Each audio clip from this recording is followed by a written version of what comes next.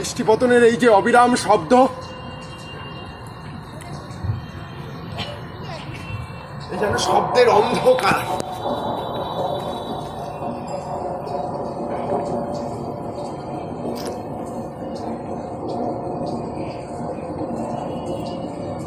नाटक खबरी ख्वाबिदा हरियाणा ग्रुप, मूल नाटक बर्टोल्ट ब्रेख्ट, निर्देशनाय सेजुती बागची।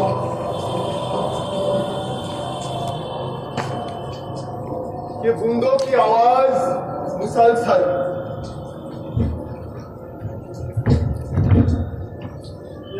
की आवाज मुसलसल,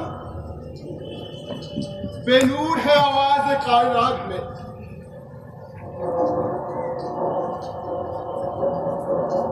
न मिल सकी शफा तो क़ज़ा है बेहतर।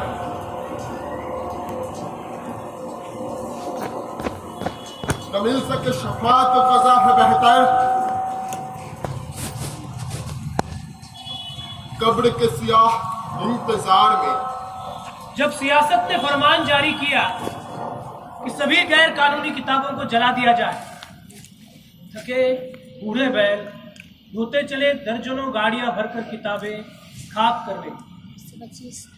अव्वल दर्जे के लेखकों में से एक, जिसे देश निकाला दिया गया था, उन किताबों को छानने लगा, पन्नों को टटोलने लगा, थमथमा उठा। वो कहीं नहीं था। ढूंढने लगा वो कुछ खाली पन्ने तिरस्कार से भरे गुस्से में सत्ता में बैठे मूर्खों को तल्ख खत लिखने के लिए। जला डालो मुझे, उसने लिखा अपनी धड़कती कलम से। क्या मैंने हर बार की ही सच पेश नहीं किया और अब तुम मुझसे एक झूठी की तरह पेश आ रहे हो? जला डालो मुझे। जो आदमी मुझे अपने घर ले गया उसे अपने घर से हाथ धोना पड़ा।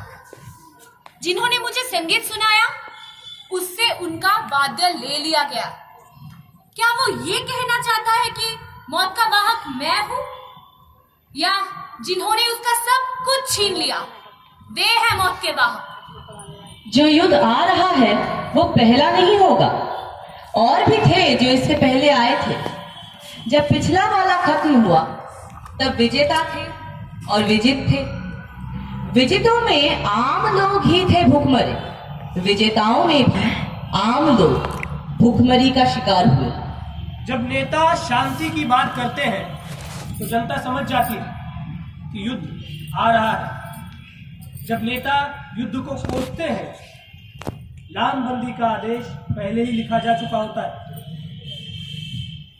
जो शीर्ष पर बैठे हैं कहते हैं शांति और युद्ध अलग पदार्थों से बने हैं, पर उनकी शांति और उनके युद्ध वैसे ही है जैसे आंधी और तूफान।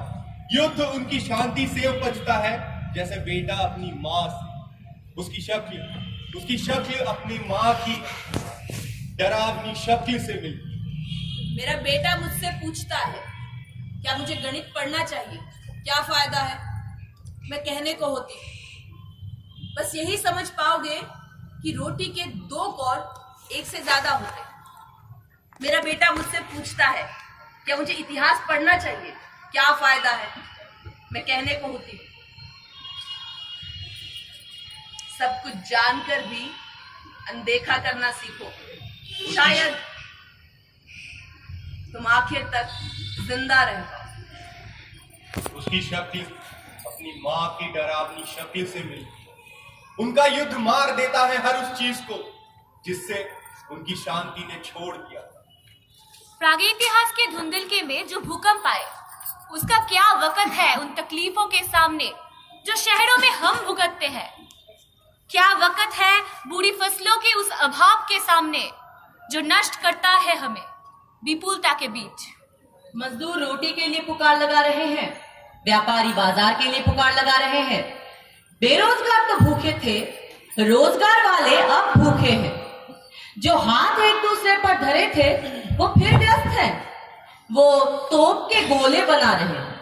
इंसाफ जनता की रोटी है, कभी बहुत ज्यादा कभी बहुत कम, कभी जायकेदार, कभी बद जायका। जब रोटी कम है तब हर तरफ भूख है, जब रोटी बद जायका है तब गुस्सा। उतार फेंको खराब इंसाफ को, बिना लगाव के पकाया गया, बिना अनुभव के गूथा गया, बिना बास मिठास वाला भूरा पपड़िया इंसाफ।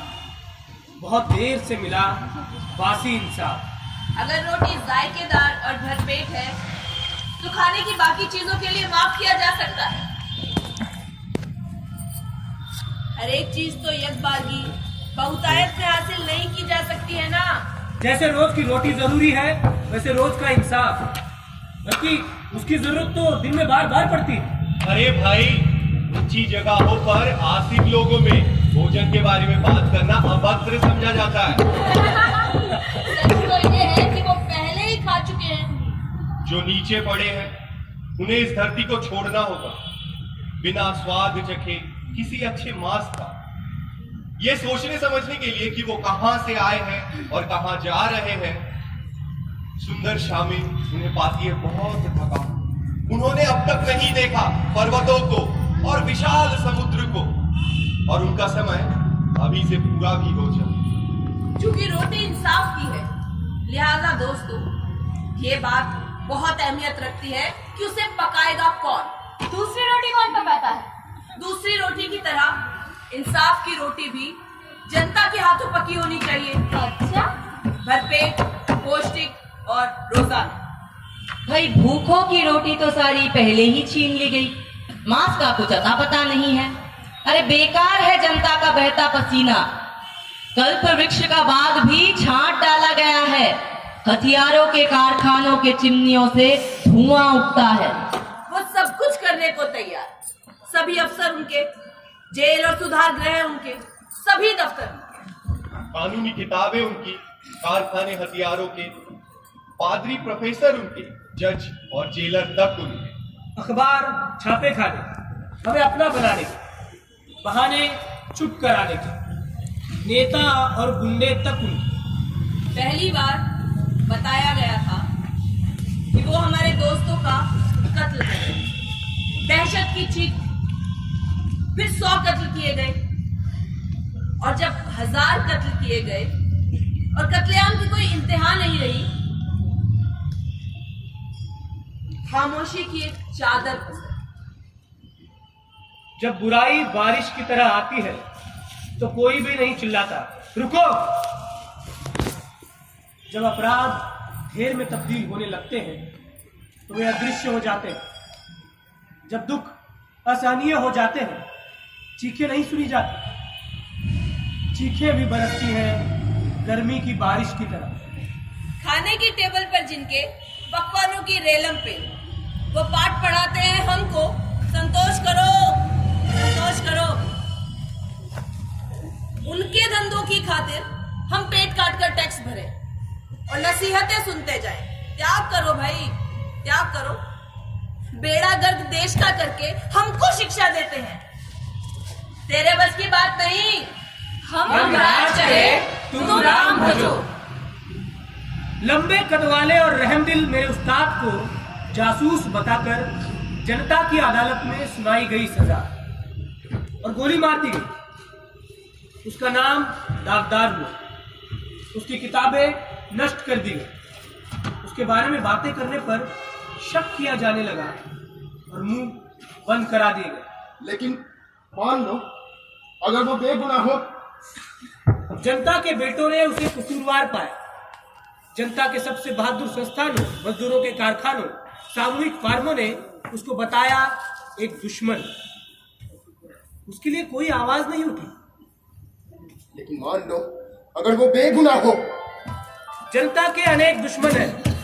ऊंची जगहों पर बैठे हैं दुश्मन, सबसे उपयोगी प्रयोगशालाओं में बैठे हैं दुश्मन। पूरे महाद्वीप की भलाई के लिए बनाते हैं वे बांध और नहरें भर जाती हैं गाद से और बांध टूट जाते हैं। जिनके कंधों पर थी उनकी जिम्मेदारी, उसे गोली मारी जानी है। लेकिन मान लो अगर वो बेगुनाह हो। दुश्मन भेष बदलता है, अपनी आंखों पर डाल लेता है वो एक मजदूर की टोपी। उसके दोस्त जानते हैं उसे ईमानदार मजदूर की तरह। उसकी बीवी दिखाती है उसके रिश्ते वाले जूते जो फट गए आवाम की खिदमत में, और तब भी वो एक दुश्मन है। लेकिन मान लो अगर वो बेगुनाह हो।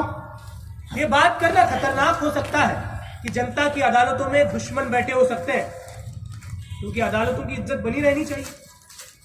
अखबारों से ये पूछना बेईमानी है कि वो कसूर को स्याह और सफेद में बताएं, क्योंकि ऐसे अखबारों की अब जरूरत नहीं है। अपराधियों के पास हर वक्त होते हैं बेगुनाही के सबूत, बेगुनाहों के पास अक्सर नहीं होते कोई सबूत।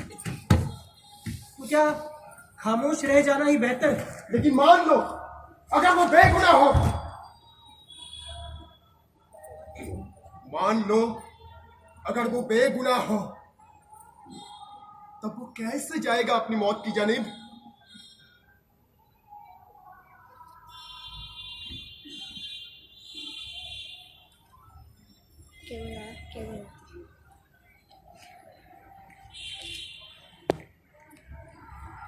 वाकई तुम अंधेरे युग में रह रहे हो।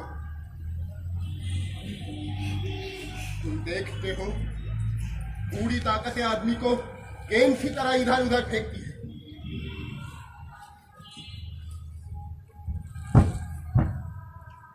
सिर्फ मूर्ख चिंता किए बिना जी सकते हैं।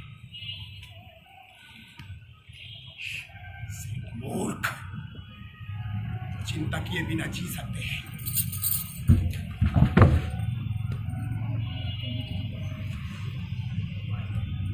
और जिन्हें खतरे का कोई अंदेशा नहीं, उनका नष्ट होना तय हो चुके हैं। जब बुराई बारिश की तरह आती है, चीखें नहीं सुनी जाती, चीखें भी बरसती है गर्मी की बारिश की तरह।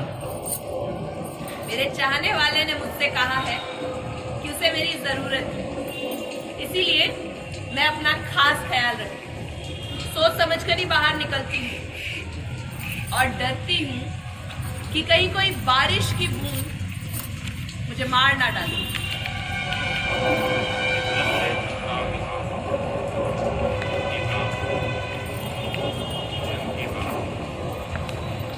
जन जन की बात।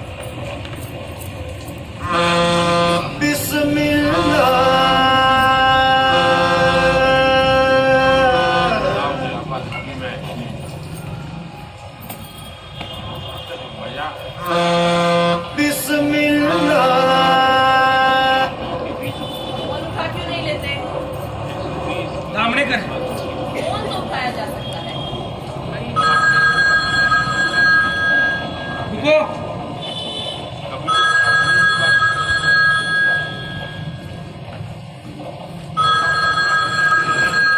लैंडलाइन तो उठा लो। कोई जरूरत नहीं है। तुम क्या जताना चाहते हो? हम लोग घर पर नहीं हैं। छूट गए। ऐसे मौसम में पूरा परिवार कहाँ जा सकता है? क्यों नहीं जा सकता? बाहर बारिश हो रही है अमृत। ये कोई वजह नहीं हुई।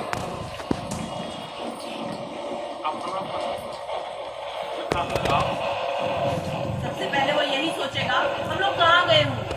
बहुत सी जगह जाया जा सकता है। अच्छा, तो हम जा क्यों नहीं? कहाँ?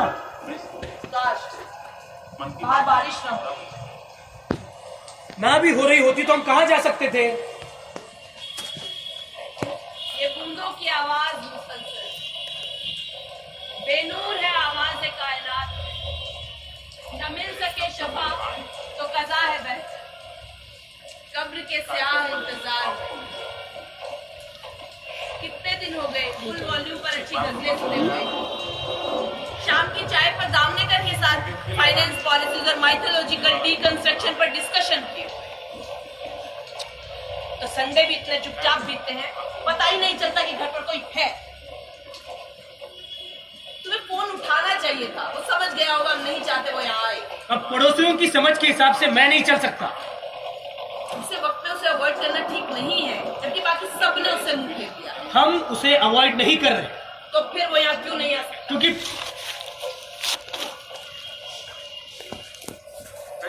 क्योंकि दामनेकर मुझे बहुत बोर करता। पहले तो नहीं करता था। पहले तो नहीं करता। बार बार पहले तो ये, पहले तो वो, ये सब बोलकर मुझे नर्वस मत किया करो। पहले जो होता था वो अब नहीं हो सकता। वक्त बदल चुका है। और तुम भी बदल चुके हो। तुम पहले ऐसे नहीं थे कि अपने दोस्त को सिर्फ इस वजह से अवॉइड करो कि उस पर बोर्ड ऑफ एजुकेशन की इंक्वायरी चल रही है। तुम कहना चाहते हो मैं डरपोक हूँ? कई लोगों ने मुझे ठीक है, फोन करके उसे बोल दो कि बारिश की वजह से हम वापस आ गए। हाँ?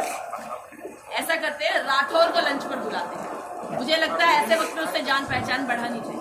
हाँ, अगर वो आकर हमें यकीन दिलाकर छोड़े कि इधर हमारी सेना छींक भी मारेगी तो हमारे दुश्मन, वो हमारे सो कॉल्ड दुश्मन देश का सफाया हो जाएगा। अरे उसे ये नहीं पता कि देश में सेनाएं होती कितनी तरह की हैं। उसके हिसाब से तो एरोप्लेन से लेकर टेस्ट ट्यूब में भी था। सारे साइंटिफिक इन्वेंशन हम महाभारत की वक्त ही कर चुके थे। ज्यादातर लोगों ने उस राजनीति यानी बेचारे धृतराष्ट्र की आंखों का इलाज क्यों नहीं होता?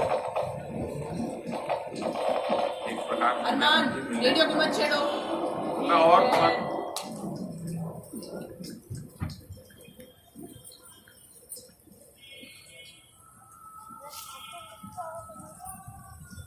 ये बारिश भी ना, कोई कैसे रह सकता है ऐसे देश में? जरा सी बारिश नहीं हुई कि बाढ़ आ जाती। ये बोलना जरूरी था। मेरा घर है, मैं जो चाहे बोलूं, कोई मुझे ये नहीं बता सकता कि मैं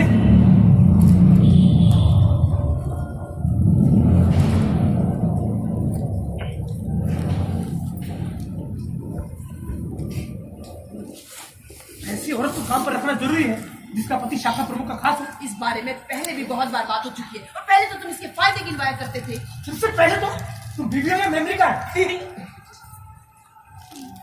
ये पहले तो वाली बातें अपनी माँ तक को मत बताना। मैं अपनी माँ को क्या बताती हूँ इससे तुम्हें। काजल तुम रहने तो मैं कर दूँ। ठीक है मैडम। पापा, क्या सारे राइटर ऐसे ही होते हैं कैसे? जैसा इस अखबार में लिखा है? झूठे उदारवादियों के दोगलेपन का हुआ खुलासा। धर्म रक्षा समिति और राष्ट्रीय अभिमान संघ ने पत्रकार शबरी दुर्गेश की हत्या के आरोपों का मुंहतोड़ जवाब देने के लिए शनिवार शाम को एक प्रेस वार्ता रखी। उन्होंने कहा, शबरी दुर्गेश के साथ हमारे वैचारिक मतभेद थे, पर इस वजह से हमको उनकी हत्या के लिए जिम्मेदार नहीं ठहराया जा सकता।